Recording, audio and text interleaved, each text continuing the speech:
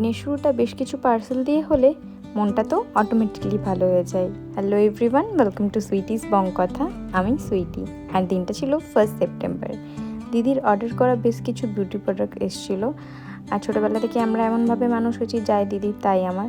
তাই দিদির প্রোডাক্ট নিয়ে আমি যথেষ্ট এক্সাইটেড ছিলাম, তাই ওপেন করে আমরা সব এগুলো দেখছিলাম।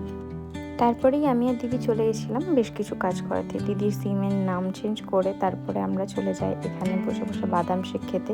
দিদি এটা খুব পছন্দ করে।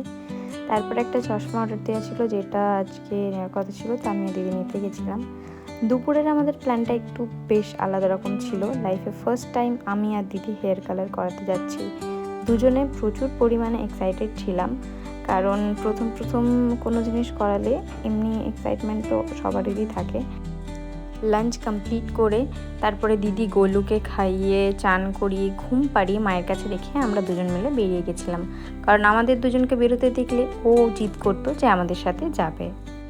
এক্সাইটমেন্টের সাথে ভয়টাও বেশ লাগছিল, কারণ কখনো করাইনি, তো ফেসের উপর স্যুট করবে কি না করবে সেটা ভেবে একটু বেশ ভয় লাগছিল।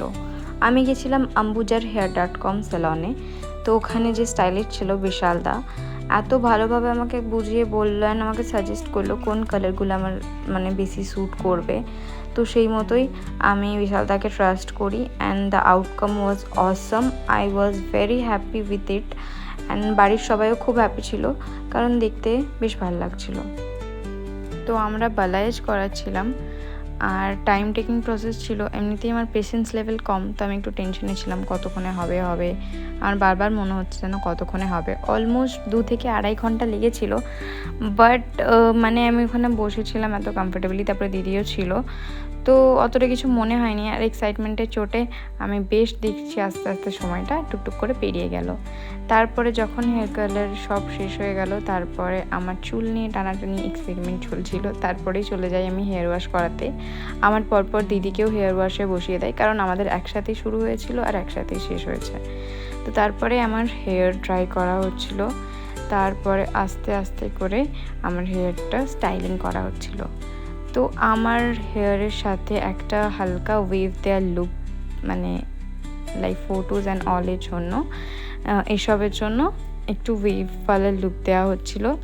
And I was very happy, কারণ আমার হেয়ারের যে আউটকামটা ছিল, ইট ওয়াজ অসম, জাস্ট অসম। আর আমার যে ভয়টা লাগছিল সেটার তখন একদম ভ্যানিশ হয়ে গেছিলো, কারণ আমি এতটাই হ্যাপি ছিলাম। তো এটা ছিল আমার হেয়ারের ফাইনাল লুক। তারপরে আমার পরেই আমি চলে গেলাম, দেখলাম দিদিরও কমপ্লিট হয়ে গেছে। তো দিদির একটু বাকি ছিল, স্টাইলিং করছিল দিদিরও।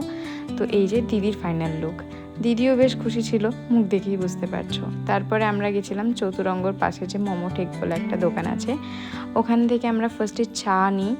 তারপরে ওখানের ফেভারেট আমার দিদি দুজনেরই ফেভারেট ওখানকার মোমো, তো আমরা সবাই মিলে ওখানেই মোমো খাচ্ছিলাম। তারপরে বাড়ি ফেরার পথে আমি আর দিদি নিয়ে নিয়েছিলাম আইসক্রিম খেতে খেতে আমরা বাড়ি আসছিলাম।